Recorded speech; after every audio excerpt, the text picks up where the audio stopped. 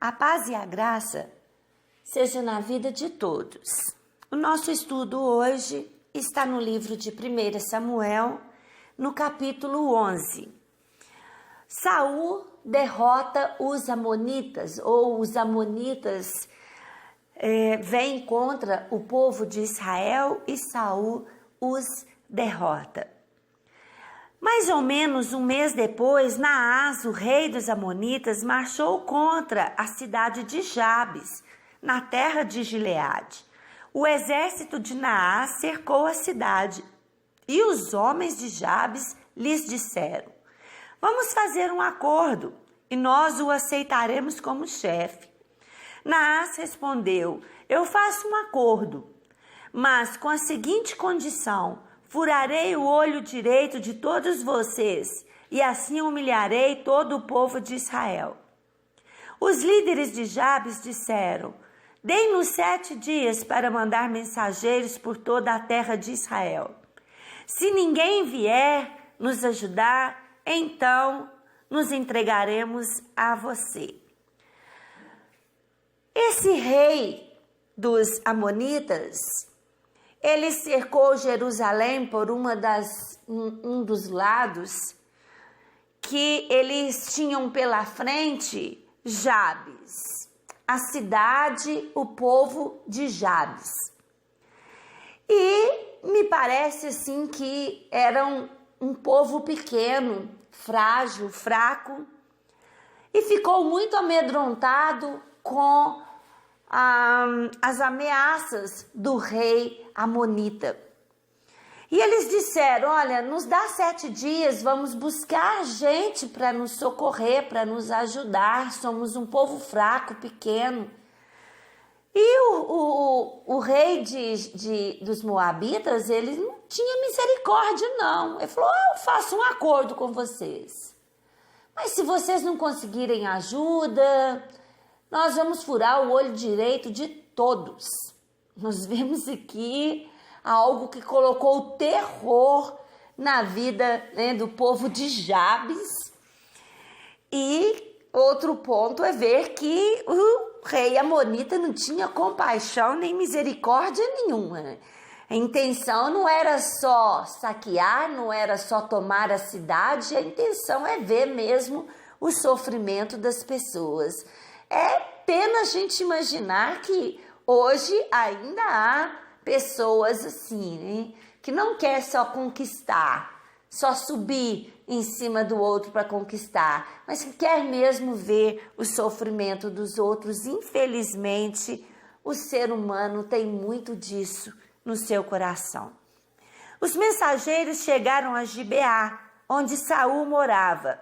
Quando deram a notícia, o povo começou a chorar de desespero.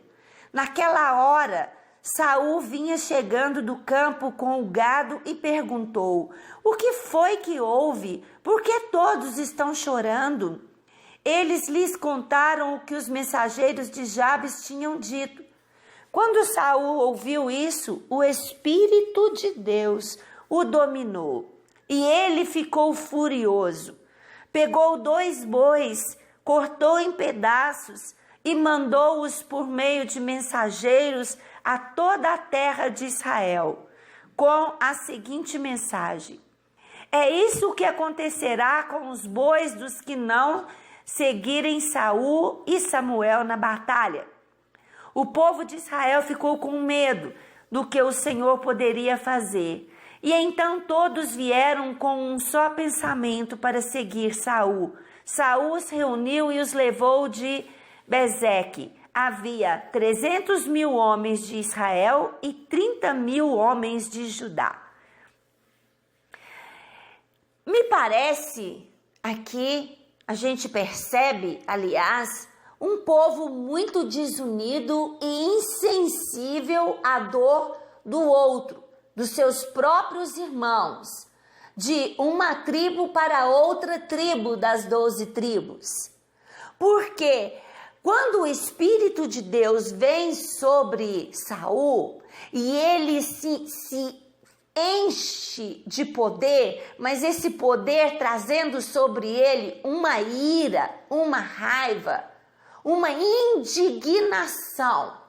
Indignação contra os inimigos e indignação contra o próprio povo de Israel, que não se juntavam para guerrear e socorrer o seu irmão, e socorrer o povo de Jabes. O Espírito de Deus vem sobre Saul. Aqui nós vamos começar a ver um rei cheio do Espírito Santo, a ver uma pessoa transformada, que procura união, que procura juntar com o seu povo numa unidade para fazer o bem, para trazer livramento, para ir contra os inimigos. Nós, quando estamos cheios da presença de Deus, quando estamos cheios da presença do Espírito Santo, nós temos que nos indignar, nós temos que ficar irado, não contra pessoas, porque a nossa luta não é contra carne nem sangue, mas sim contra os principados, potestades, contra o inferno, seus demônios todos. Temos que ficar indignados com as situações que possamos estar vivendo na nossa vida. Indignado contra a angústia, contra a tristeza, contra a miséria. Nós temos que ter essa força que traz essa indignação, porque ela é como um combustível para as nossas vidas. E é isso que o Espírito Santo move em nós. Em Filipenses 2:13, a palavra de Deus diz que o Senhor é quem opera em nós, tanto querer quanto realizar. Então é Deus movendo, é Deus impulsionando, é Deus nos dirigindo, nos dando essa força, nos dando a sabedoria. Então Saul, aqui cheio do Espírito Santo, também com essa indignação e com sabedoria, ele cortou os bois em pedaços e distribuiu, não foi entre o inimigo não, foi entre o povo de Israel, para dizer: aquele que não se unir a Saul e Samuel, porque Samuel também se envolveria na guerra, os bois deles vai acontecer a mesma coisa. Juntaram 330 mil homens para guerrear com Saul e o profeta Samuel. Olha como que precisou de uma forcinha, olha como que precisou desse rei chegar mostrando serviço, mostrando mesmo as mangas arregaçadas para trabalhar, governar e guerrear em prol desse povo. Digam ao seu povo que amanhã, antes do meio-dia, vocês receberão socorro. Foi a mensagem que Saul mandou para Jabes. O povo de Jabes ficou muito alegre quando recebeu a mensagem. Então eles disseram aos amonitas: quero falar dessa alegria. Como é bom a gente saber que tem alguém orando, intercedendo por nós, abraçando a nossa causa, que a gente não está sozinho, que tem outros irmãos, que tem outras pessoas que estão sensibilizadas, se compadecendo com nós. Isso traz uma alegria grande demais. E o povo de Jabes, que antes estava temendo o inimigo, os moabitas, agora se alegram. E eles usam de estratégia e eles dizem: amanhã nós nos entregaremos a vocês, poderão fazer com a gente o que quiserem. Isso não era uma verdade, né? Porque eles já sabiam que teriam socorro e talvez até sabiam do número do exército que estavam vindo para socorrê-los. Ao amanhecer, eles avançaram sobre o acampamento amonita, o exército de Saul, e o atacaram.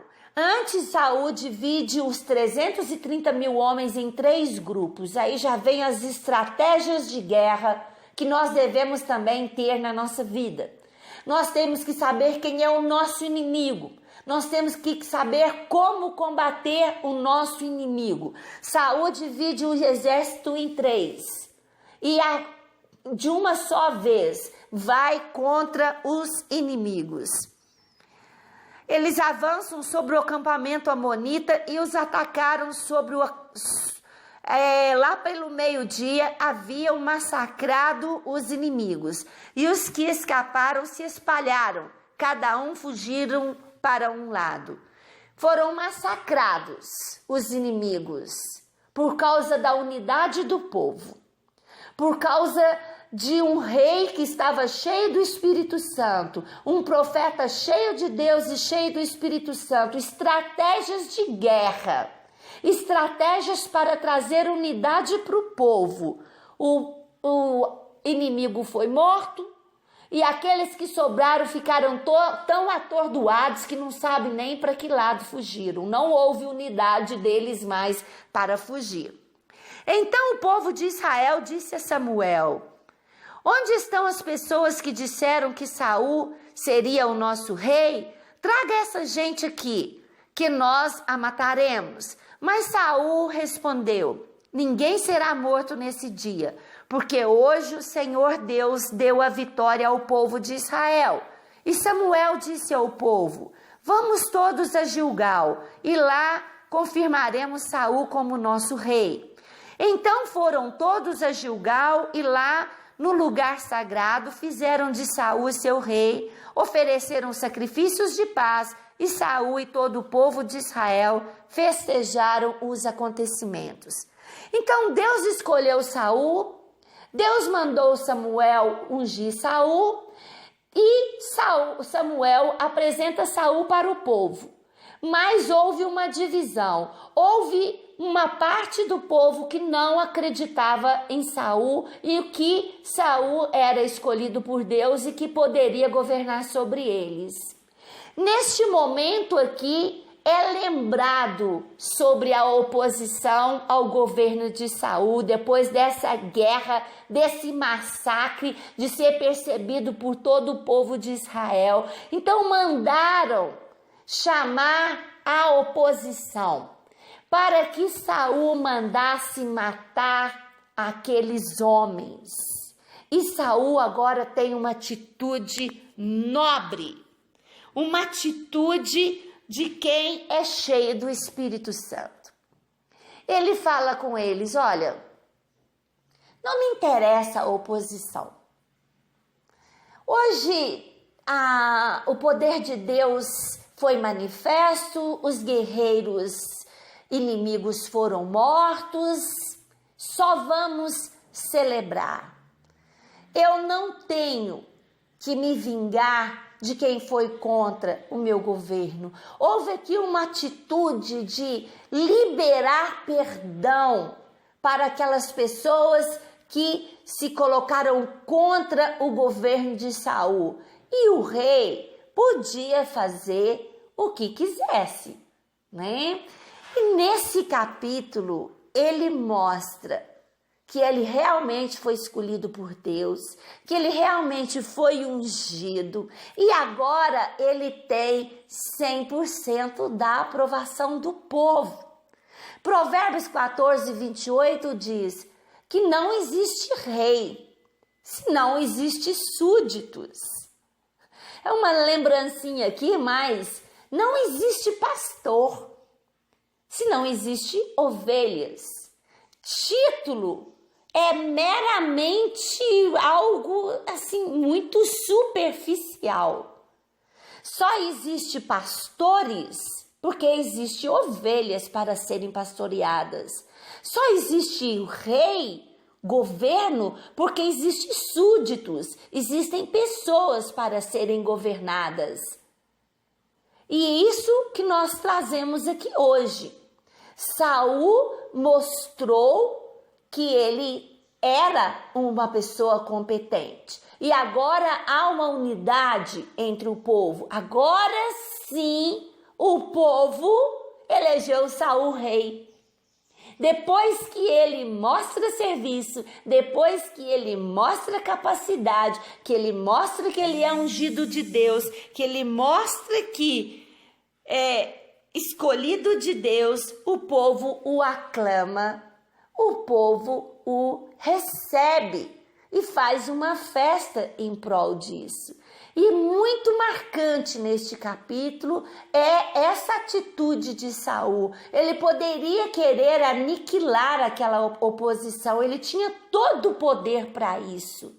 Mas ele diz: não tem rancor, não vai haver morte, tem agora perdão. O perdão é tão importante. Ele é tão importante que a palavra de Deus coloca condicional. Para que eu receba o perdão de Deus, eu também preciso perdoar as outras pessoas que me ofendem. Jesus deixou isso muito claro para nós. Não existe perdão para mim se eu me coloco acima de Deus e não perdoo as outras pessoas. E outra questão que eu me vejo muito em meio a outras pessoas, a dificuldade de liberar perdão para si. É a mesma coisa, é a mesma situação. Muitas pessoas estão derrotadas, estão doentes fisicamente, doentes na alma, não prosseguem, não vão para frente, porque não perdoa quem a ofendeu. E isso às vezes é coisa de anos e anos, e décadas, sem perdoar aquela pessoa que a ofendeu e sem perdoar a si mesmo. Se pediu perdão a Deus, Deus perdoou, não pode mais ficar com uma situação que é maior do que Deus. Tem que haver perdão. Fica essa palavra para nossa meditação.